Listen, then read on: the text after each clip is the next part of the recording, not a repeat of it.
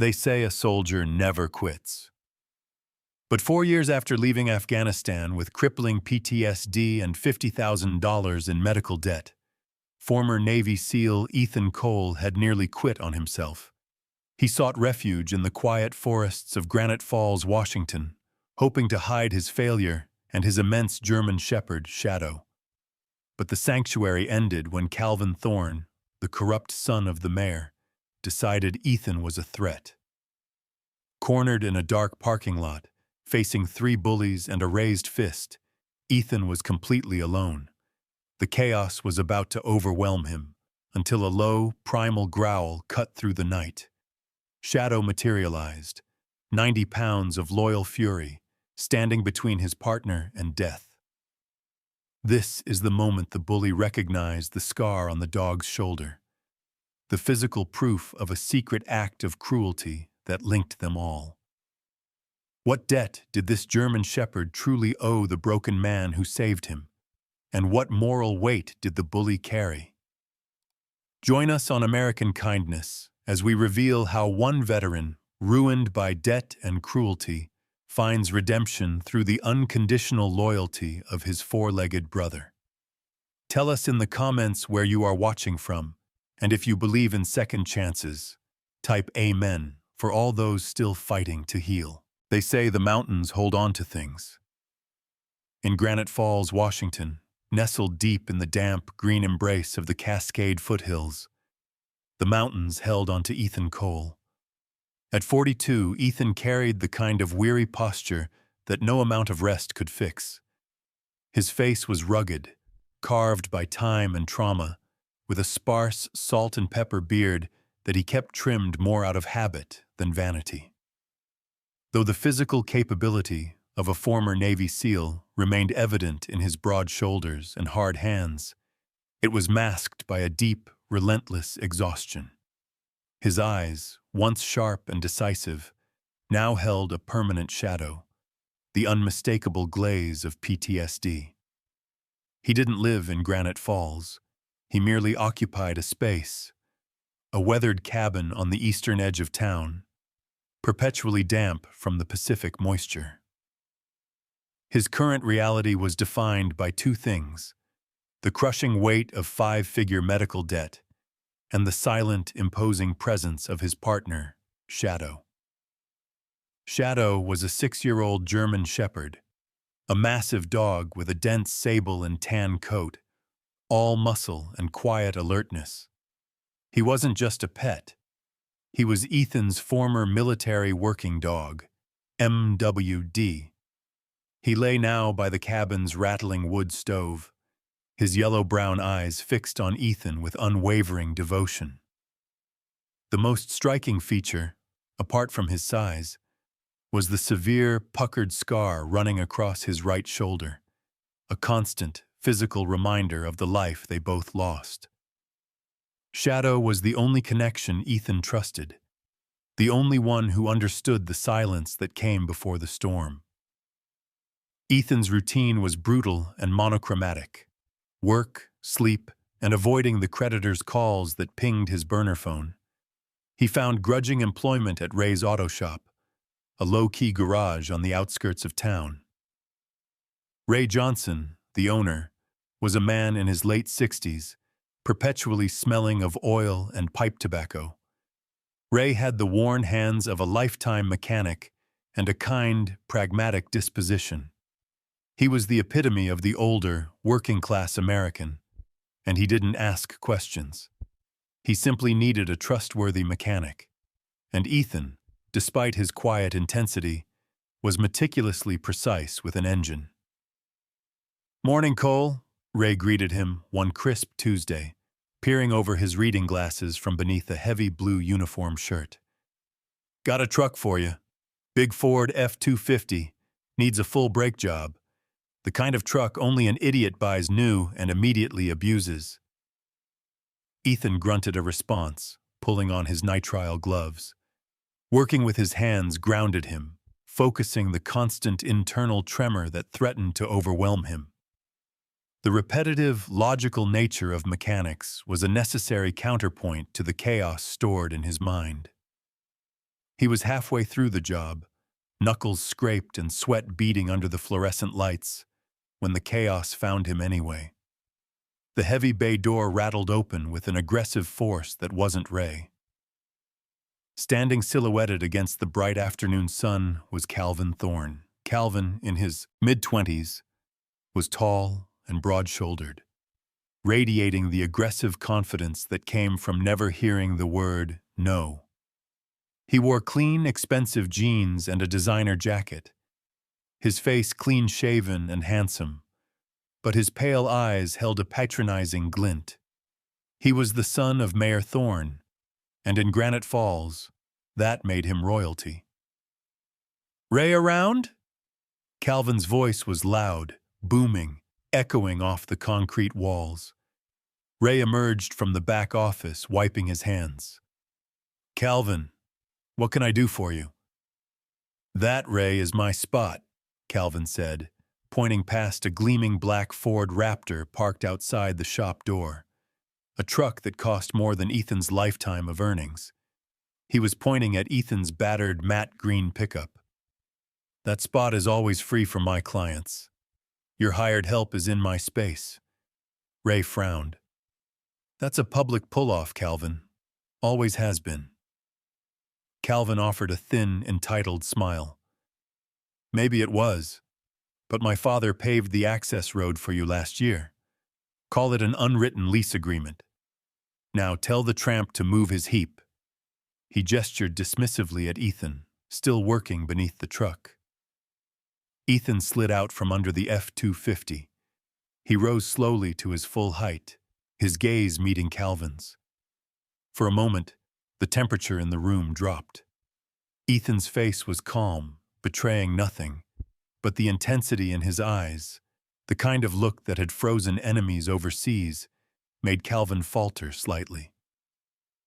"I'll move it," Ethan said, his voice a low, gravelly monotone, practiced at retaining control. He knew this game. Confrontation meant escalation. Escalation meant drawing attention. And attention was the last thing his precarious life needed. He was trying to be a ghost, and ghosts don't fight street thugs. Calvin regained his swagger. "See, Ray? He gets it. New guy, right? Next time, know your place, old man." Calvin didn't wait for a response, slamming the door shut as he left. Ray sighed, running a hand over his thinning hair. "Sorry about that, Ethan. The Thorns own half the valley, and they like everyone to remember it." Ethan just nodded and climbed back under the truck. The immediate danger had passed, but the encounter had fractured the fragile peace he maintained.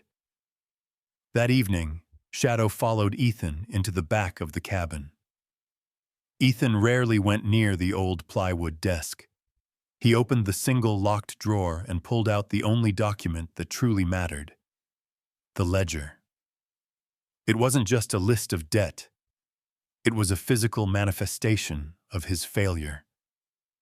His mind flashed back, unbidden, to 4 years ago, Afghanistan. The air choked with dust and the ringing aftermath of an explosion. They were sweeping a village path. Shadow, then younger, was leading the way, his focus absolute. Then, the almost imperceptible click, a tripwire, an improvised booby trap, not a major IED, but designed to take out legs. Ethan didn't hesitate. He threw himself forward, shoving Shadow clear of the blast zone. The trap detonated. Seconds later. Shadow was thrown clear, but debris tore across his shoulder and chest, nearly severing his career and almost his life. Ethan took the secondary shrapnel and the concussive force, but more devastatingly, he took the blame. The operational review was brutal. He saved his dog, but the mission was compromised, and the political fallout was catastrophic. He was honorably discharged, but the bureaucratic labyrinth meant that Shadow's extensive post-military specialist care, the life-saving surgeries needed to repair his shoulder, was only partially covered. Ethan signed every loan, exhausted every savings account, and burned every bridge to ensure his partner lived. He was left with a purple heart, a crippling sense of guilt over his inability to adapt to civilian life, and the debt, $50,000, crushing him like stones in deep water. He ran a thumb over the ledger's total. Every dollar Calvin Thorne had made him feel small. Every condescending look was paid for by this ledger. He was trying to keep his head down and just survive until the debt collectors found him. But the encounter with Calvin today felt different. It was the first ripple in the water, the first sign that the town would not allow him to remain a ghost. Ethan closed the drawer, the quiet determination replacing the weariness in his eyes. He wouldn't fight for a parking spot, but he knew exactly what he would fight for. The ripple caused by Calvin Thorne's casual arrogance quickly became a wave. Ethan arrived at Ray's auto shop the following morning to find his work schedule stapled to the notice board. His 40 hours were gone, slashed to 18. "It's not me, Cole," Ray Johnson muttered, avoiding Ethan's gaze as he wiped down the counter. Ray, the aging mechanic, looked genuinely distraught, his hands trembling slightly, an unusual sight for a man so steady. "The mayor himself called the landlord, said my business liability insurance looked iffy, said he'd hate to see any zoning issues delay my next inspection." Ray pressed his lips into a thin line. "It's a shakedown, Ethan. They want you gone, and they know the fastest way is through my ledger." Ethan didn't argue. He knew that look, the expression of a man forced into complicity by a greater, unmovable power. He simply nodded, the gesture accepting not just the reduced hours, but the reality of his new status, a target. The next strike came 2 days later, delivered with the calculated cruelty typical of the Thorne family. A notice was tacked to the damp wood of his cabin door. The rent, due in 30 days, was increased from $600 to $1,100 per month, citing market adjustments and necessary maintenance fees. Ethan knew it was a lie. He also knew he couldn't fight it. The math was immediate and brutal. 18 hours of work meant maybe $500 a week before taxes, nowhere near enough to cover the new rent, let alone the $50,000 debt crushing him. The anxiety that followed was a familiar, suffocating fog, but this time, it was laced with the metallic tang of rage. The creditors, having tracked his new address through the reduced work hours, began calling his burner phone relentlessly. The ghost life was ending. The hounds were closing in. Ethan needed more work. Desperate, he drove his beat-up truck toward the heart of Granite Falls, seeking sanctuary in the one place the Thornes might not completely control: Main Street commerce. He stopped at the Cascade Diner. The diner was a local institution, smelling of burnt coffee and home fries, its sign proudly proclaiming Est 1965. Behind the counter, moving with surprising efficiency, was Mrs. Eleanor Vance. Eleanor was 75, tiny and formidable, with a sharp, kind face crisscrossed by fine wrinkles. She wore a starched white apron over a sensible sweater, her silver hair pulled back in a neat, no-nonsense bun. Eleanor's eyes were the color of clear spring water, direct, honest, and the kind that missed nothing. She possessed a fiery, independent spirit forged by decades of running a business in a small, male-dominated town. Ethan approached her counter, leaning on it slightly. "Ma'am, you got a help wanted sign in the window. I'm honest, I show up on time, and I can wash dishes faster than a machine." Eleanor smiled, a genuine smile that warmed her eyes. "I like your honesty, son. I need an afternoon cook prep and dish duty. You military? SEAL, honorably discharged 4 years ago, Ethan confirmed. I bet you run a tight ship in a kitchen, too, she chuckled, reaching for an application. Good. Fill this out, and we'll talk about wages. For a hopeful few moments, Ethan felt the crushing weight lift. He filled the form out, writing Ethan Cole clearly, listing his work at Ray's. When he handed the clipboard back, Eleanor's smile faded, replaced by a flicker of conflict. She glanced at the application, then out the diner window toward a black SUV parked across the street, unmistakably a Thorn vehicle. She slid the application back toward him. Her voice, usually robust, was low. I'm sorry, son. The position just filled. Ethan stared at her. The help wanted sign still hung in the window. I see. Eleanor looked straight into his weary eyes, a deep pity mixed with frustration. My health inspector is due next week. My liquor license needs renewing next month. My roof needs work. The only roofing contractor in this county uses supplies from Thorn Lumber, and if I hire you, I know exactly what kind of delay they'll hit me with. She shook her head, leaning closer. They've blacklisted you, Ethan. They put a wall around you. I'm a fighter, but I can't risk 40 years of business for one brave stand. I'm sorry I don't have your courage. Ethan nodded slowly, accepting the stark reality. He was a ghost, and the town lord wanted to delete his existence entirely. He was finished. That night, lying on his thin mattress with Shadow's heavy head resting near his hip, the debt collector calls finally broke through his control. He sat up, shaking. Shadow shifted, sensing his turmoil, and whined softly. Ethan ran a hand over the GSD's massive head, his fingers tracing the scar on his shoulder.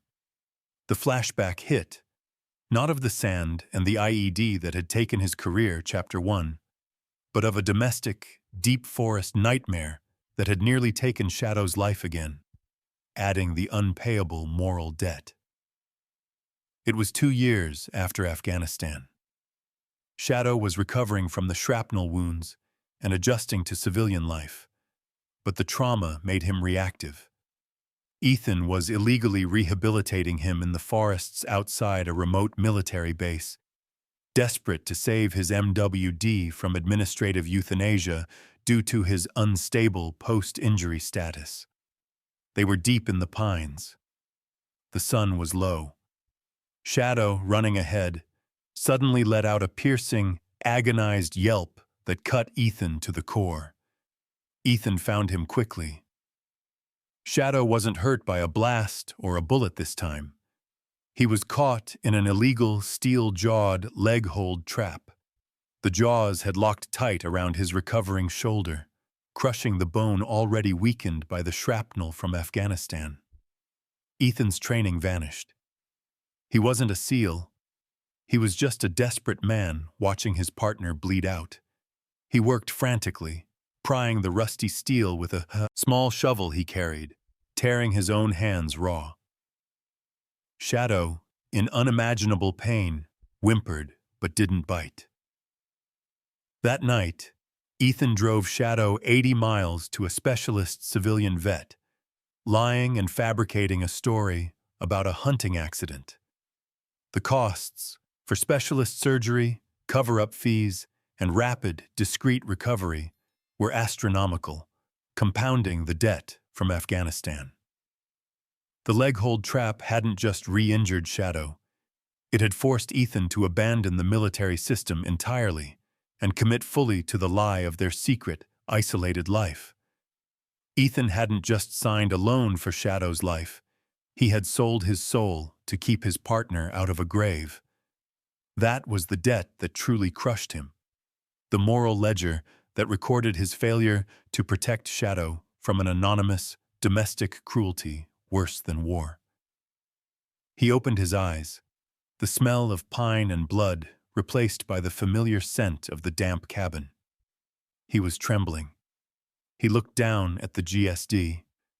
"I saved you from the trap, boy," Ethan whispered, stroking the scarred shoulder. "But who saved me from the life that set it?" The financial noose tightened swiftly. Ethan spent the next 3 days driving his battered pickup 50 miles outside Granite Falls, seeking work in neighboring towns where the Thorn name held less currency. He was successful, briefly. He secured a night shift gig washing dishes at a truck stop diner near Snoqualmie Pass, offering $14 an hour plus tips. It was income, but the gas alone would consume a quarter of his meager wages, forcing him to choose between fuel and food. He drove home late Friday night, the exhaustion, a physical weight pressing on his shoulders. The $50,000 ledger, the endless debt calls, the knowledge that he was failing Shadow, all culminated in a bone-deep weariness that surpassed anything he'd felt during his operational tours. Survival, it turned out, was harder than war. To save gas, he parked his truck a mile from his cabin and walked the final stretch. It was well past midnight. The air was cold, the thick canopy of pines swallowing the moonlight. He took a shortcut through the empty lot behind the old, decaying Methodist church, a space rarely used, a perfect black canvas of asphalt. As Ethan stepped into the center of the lot, a sudden noise, the scrape of a boot on gravel, shattered the silence. The seal instinct, dormant but never truly dead, flared to life. He spun around, hands already up. 3 figures emerged from the dense shadows cast by the church steeple. At the front was Calvin Thorne, his face twisted into a snarl of arrogant triumph. Beside him were his 2 hangers-on, Jake Patterson and Cole Richards. Jake was the muscle, a thick-necked man in his early 20s, dull-eyed but physically imposing. Cole was the nervous energy, thin, smarmy, wearing a cheap grin that never quite reached his eyes. "Well, well," Calvin drawled, hands shoved into the pockets of his designer jacket. "Look what the cat dragged in. The town's ghost finally leaves his hole." Ethan held his ground. "I don't want trouble, Thorne. Move." "Trouble?" Calvin laughed, a cruel, high-pitched sound. "You've been trouble, Cole. Driving out to Snoqualmie every night thinking you can just ignore the rules. You think you're too good for Granite Falls?" Jake and Cole flanked Ethan instantly, boxing him in. This was no longer about a parking spot. This was about dominance. Ethan was ex-military, a man who once held status, and Calvin needed to break him personally. "You're a failure, Cole," Calvin sneered. "A washout. Daddy says you lost your job in the military trying to save a dog. How does that feel, Navy SEAL? Saving an animal while your career goes down the toilet?" The words struck deeper than any punch could have. Ethan's PTSD reacted, not in violence, but in a crippling hyper-focus. He cataloged their positions, their weights, their likely attack vectors, the training taking over the panic. "Walk away, Calvin," Ethan warned, his voice low. "Not until you pay the welcome tax," Calvin demanded, stepping closer. "A tribute to show respect. I think $50 for the inconvenience of you existing in my town is fair." Ethan threw a kick aimed low at Jake's knee, a quick, preemptive strike. Jake roared in surprise, stumbling backward, but Cole grabbed Ethan's right arm, wrenching it behind his back. Ethan twisted, trying to throw Cole off, but Jake recovered and pinned Ethan's chest with a brutal forearm lock. The SEAL was overpowered, 2 against 1, his movements constrained by the sheer desperation of his attackers. Calvin stepped up, his face purple with rage at the attempted resistance. He drew back his fist, aiming for Ethan's jaw.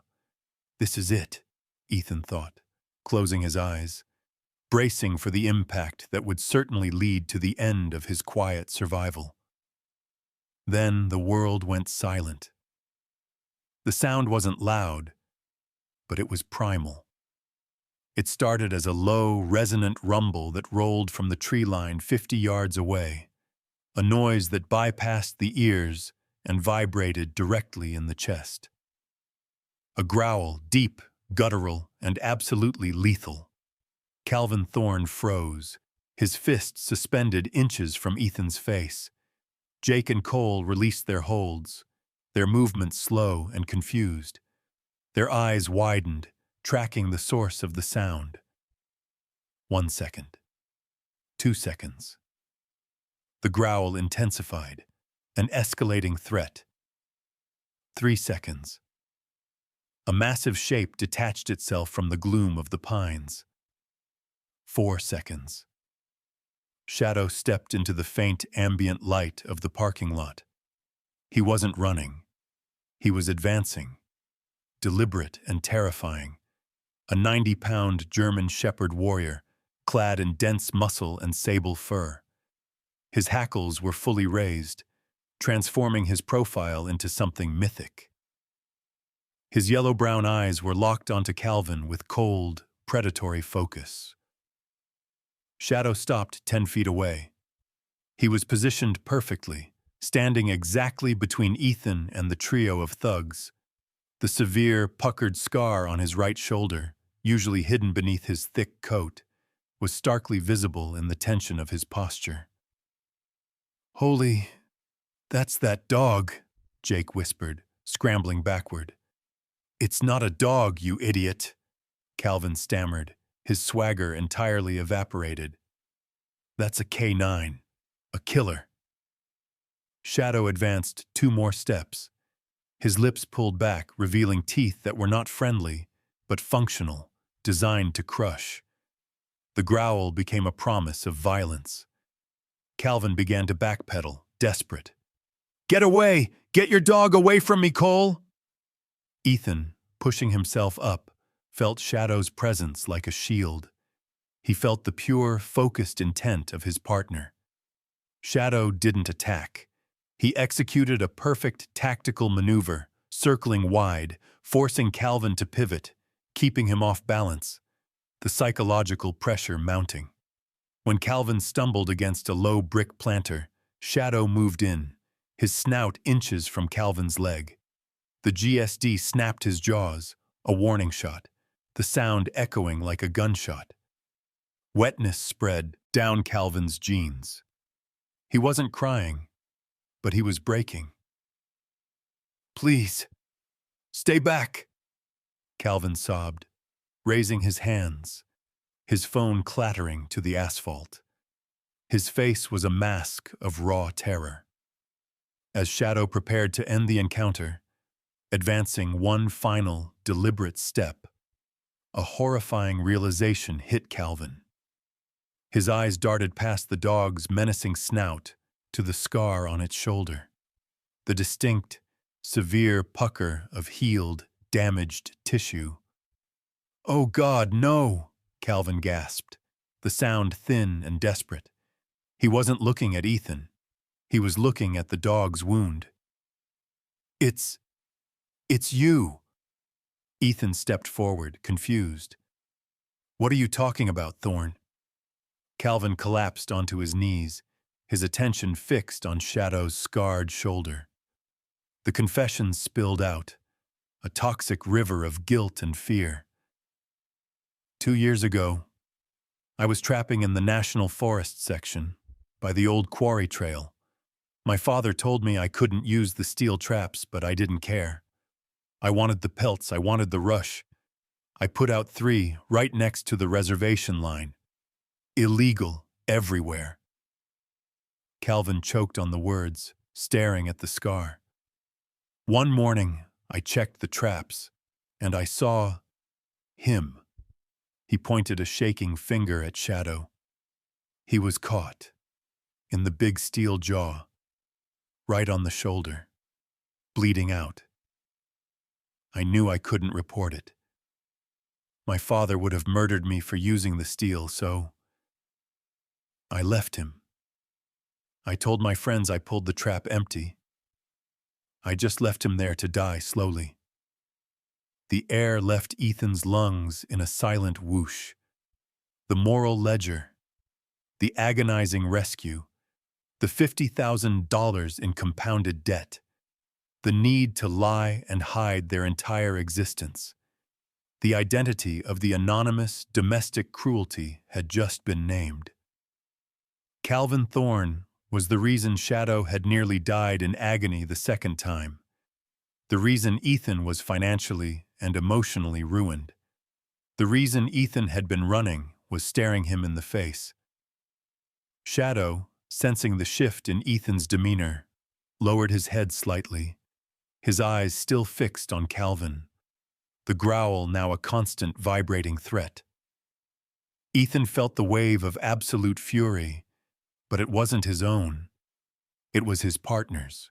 The silence in the church parking lot was broken only by the ragged breathing of Calvin Thorne and the low, constant growl vibrating deep in Shadow's chest.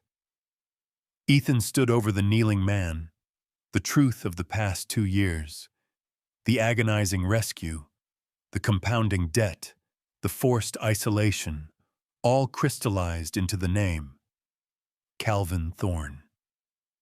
Ethan lowered his hand, resting it heavily on Shadow's broad head. "Hold, boy," he commanded, his voice raw but level.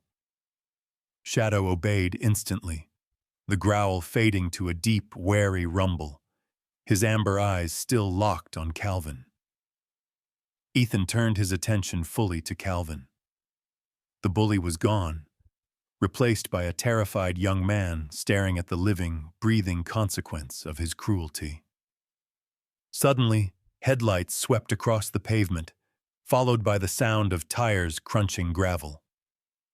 Sheriff Davis's cruiser pulled up, quickly followed by a gleaming black Cadillac Escalade, Mayor Thorne's vehicle.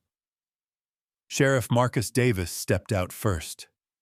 He was a man in his late 50s, solidly built, with a neatly trimmed mustache and weary blue eyes.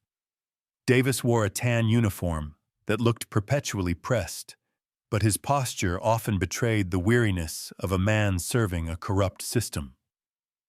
He reached instinctively for his sidearm when he saw the massive GSD, but hesitated, seeing the dog's protective stance over Ethan.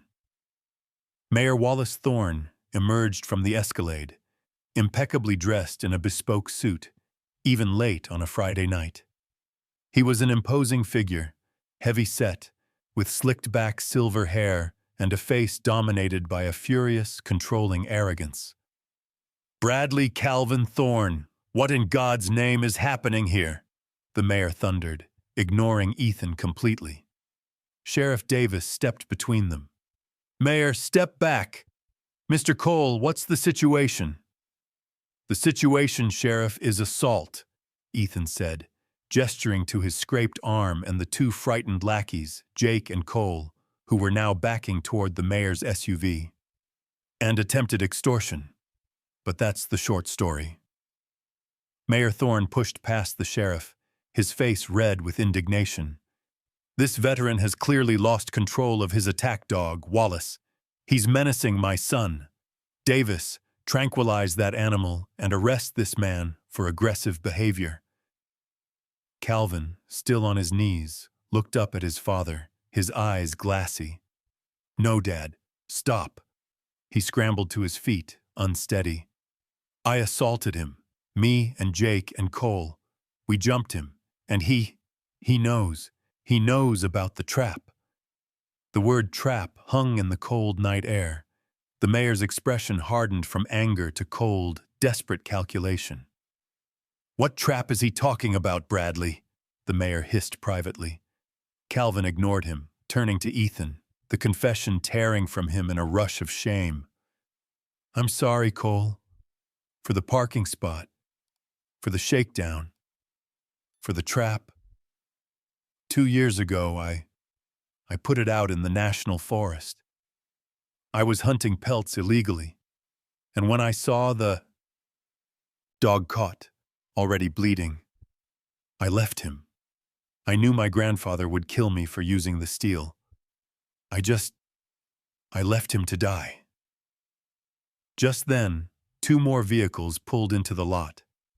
Mrs. Eleanor Vance, having heard the sirens, arrived in her old sedan, followed by the immense dust-covered pickup of Bill Patterson. Bill, a man in his early 70s, was a granite-tough rancher, lean and weathered, known for his stubborn integrity.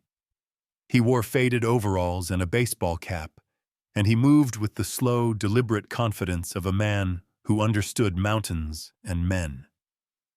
Eleanor stepped out, her tiny frame radiating fury.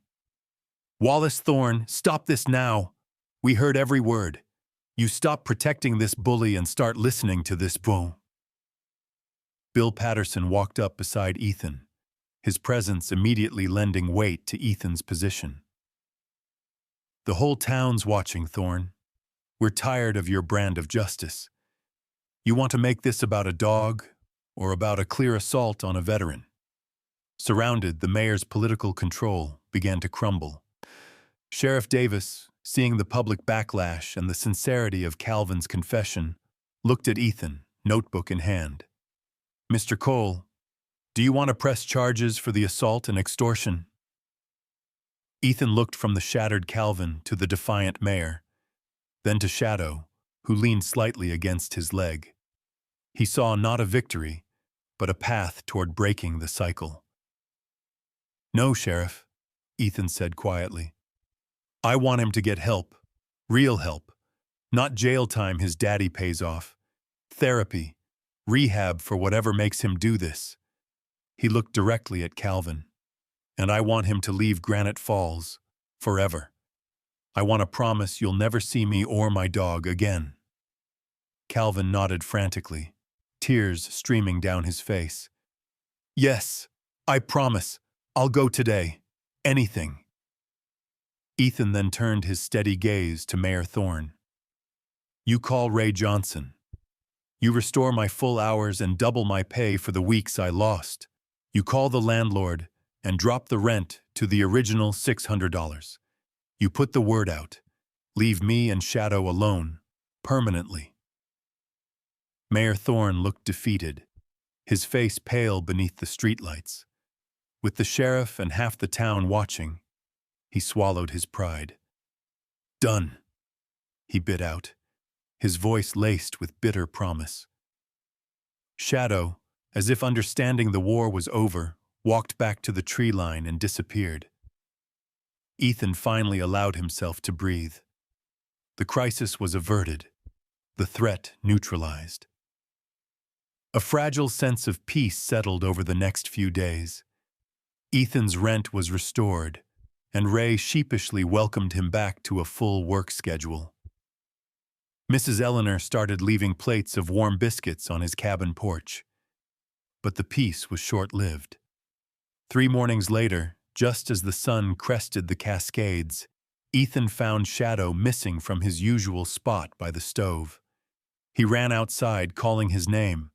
He found him in the edge of the woods, stumbling. "Shadow!" The dog collapsed immediately. Ethan dropped to his knees, his hands running over the dense sable fur. He felt the slick, warm wetness. Blood. Dark and soaking. A ragged wound on Shadow's side, just behind the front leg. No, not again. Ethan cradled the GSD's head. Shadow whined weakly, his eyes closing. A gunshot wound. Within minutes, Bill Patterson arrived, alerted by Ethan's frantic shouting. Bill, with his rancher's pragmatism, took charge immediately. "It's a bullet wound, son. Missed the vitals, thank God, but he's lost too much blood," Bill assessed grimly. "We need a vet now, but no questions asked. I know a place." Bill loaded Shadow gently into the back of his massive pickup, and they sped to a clinic 50 miles away, an hour that felt like a lifetime. At the small, private veterinary clinic, Dr. Robert Hayes, a seasoned large animal vet, worked quickly, stabilizing Shadow. After an agonizing 2 hours, Dr. Hayes emerged. "He's stable. Bullet went clean through, but we need surgery to clean the track and prevent infection. It's going to be expensive, Ethan." Before Ethan could respond, the sheriff walked in. Davis looked grave, carrying a sealed evidence bag. "I heard, Cole. We found the slug near where the dog collapsed. It matched a round from a hunting rifle," Davis said, lowering his voice. "But the shooter—" "This gets complicated." He placed the evidence bag on the counter. "The man who shot your dog wasn't a random poacher. It was Gerald Jerry Thorne, Calvin's grandfather, the former sheriff." Ethan stared. The roots of the cruelty ran impossibly deep. Davis continued, his voice tight with discomfort. "Jerry was hunting illegally in that section. He saw your dog, recognized the GSD from all the gossip about the Thorne family mess, and he's nursing an old grudge. Shot him out of spite. He never reported it, assumed the dog would crawl off and die." Then Davis produced a piece of paper. "Jerry Thorne was arrested this morning, Cole, but not by me, by the state. They had enough evidence for federal poaching and illegal weapons charges. The evidence was provided by his grandson, Calvin." Ethan looked at the paper, confused. "Calvin checked into rehab in Spokane just like you asked," Davis explained. "But before he left, he called the state game warden. He turned in his grandfather's rifle and confessed everything. The illegal traps, the poaching, the whole family legacy of corruption. He did it quietly. He said he was repaying a debt." Ethan realized the truth. Calvin's confession wasn't just about the leg-hold trap. It was about tearing down the entire structure of the cruelty he had inherited. He was making atonement by sacrificing the last vestige of the Thorne family power. Shadow, the dog Ethan had saved them both. The subsequent weeks were consumed by the sterile, fluorescent reality of Dr. Robert Hayes's veterinary clinic, 50 miles removed from the damp silence of Granite Falls. Shadow's recovery was a tightrope walk. The bullet wound, though missing vital organs, had caused extensive soft tissue damage and required multiple drainage tubes and aggressive intravenous antibiotics. Ethan barely left his side, sleeping in a stiff chair, his SEAL training ironically useful in maintaining a constant, detached vigilance. Shadow, weak and heavily medicated, still managed a quiet thumping of his tail whenever Ethan's hand found the familiar scar on his shoulder. It was a silent conversation. "We're fighting this one together, too." Bill Patterson, the unflappable rancher, was their lifeline. He visited daily, not with false cheer, but with a quiet, solid presence and an open checkbook. "Don't you worry about the bill, son," Bill had insisted, waving away Ethan's protests. "The man who shot this dog is a symbol of what's wrong with this town. We pay for this. We pay for what's right." Bill's wife, Margaret, had passed 5 years ago, and he confided in Ethan that saving Shadow felt like paying a debt to her memory, a quiet testament to simple, enduring goodness. The turning point came during Shadow's 3rd week. Ethan received a registered letter forwarded through the labyrinthine channels of his old military contacts. The handwriting on the envelope belonged to his estranged aunt, and inside was a final disposition of his father's estate, the legal fallout of his father's sudden death years prior. The letter explained that the military life insurance policy, tangled in red tape due to Ethan's hurried departure and change of address, had finally been paid out. Enclosed was a cashier's check for $75,000.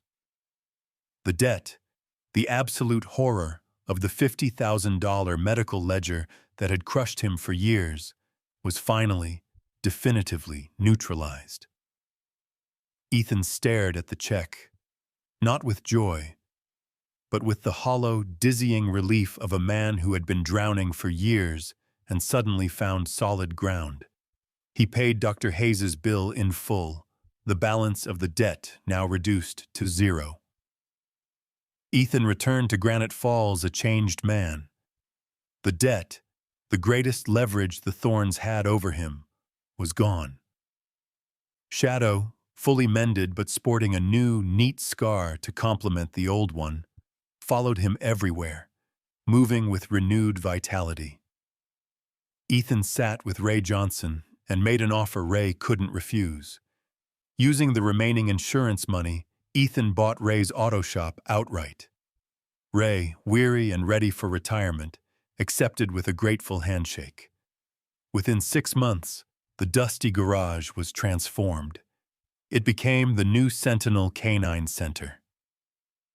Ethan gutted the shop, retaining the maintenance bays for self-sustaining income, but converting the main floor into a clean, warm facility for canine training and, crucially, therapy. He applied his SEAL MWD discipline to help veterans struggling with service dogs, offering training workshops and respite care. He wasn't running an NGO. He was running a business, focused on the idea that the only path to healing was through shared purpose. Shadow, fully recovered, was the quiet, imposing mascot. He would lie near the intake counter, his presence alone a testament to survival and resilience. Ethan still worked hard, but the exhaustion had been replaced by a focused intensity. He enrolled in an online psychology program, working toward a degree focusing on trauma and grief counseling. His desire was simple: to help others find the quiet voice of reason he had lost, and only found again through his dog. His life was no longer isolated. Mrs. Eleanor Vance, who now considered him a surrogate son, stopped by the center daily, not just with her legendary blueberry pies, but with local gossip and small requests for volunteer work. She was Ethan's bridge to the community, helping him integrate the ghost into the town's living history. Calvin Thorne sent a single, handwritten letter from his rehab facility in Spokane, brief, humble, and devoid of entitlement. He confessed that seeing Shadow's scar and realizing his inherited cruelty was worse than the war trauma Ethan endured had saved his life. He wasn't returning to Granite Falls. He was starting over in Arizona. Ethan read the letter, placed it in a drawer, and didn't reply. Forgiveness, he realized, wasn't about the other person. It was about releasing himself. One cold, crisp evening in late November, the first snowfall dusting the Cascades, Ethan sat on the porch of his now fully renovated cabin. He was reading a textbook on behavioral therapy, a mug of Mrs. Eleanor's coffee steaming beside him. Shadow lay on the porch floor, his massive body a perfect curve of relaxation. The peace was profound. Ethan no longer feared the silence. He embraced it. He was no longer hiding from Granite Falls. He was a foundational part of it. The ledger was closed. The moral debt had been repaid, not by money, but by courage and community. Ethan smiled, running a hand over Shadow's head. "We made it, old friend," he whispered. "We fought the good fight, and we won." Shadow lifted his head, eyes clear and alert, then turned his gaze toward the dark, vast expanse of the Cascade National Forest. He didn't growl, but a faint, protective tension returned to his posture, the ancient alertness of the sentinel. Ethan followed his dog's gaze. The forest was deep, quiet, and beautiful, but Ethan knew better than anyone that even in the quietest places, darkness lurked, illegal traps, old hatreds, and men with grudges. He watched the tree line, Shadow's presence a silent reminder of his renewed duty. He was no longer running from the darkness. He was watching it. The lights of Granite Falls twinkled faintly below the hill, oblivious to the quiet watch being kept.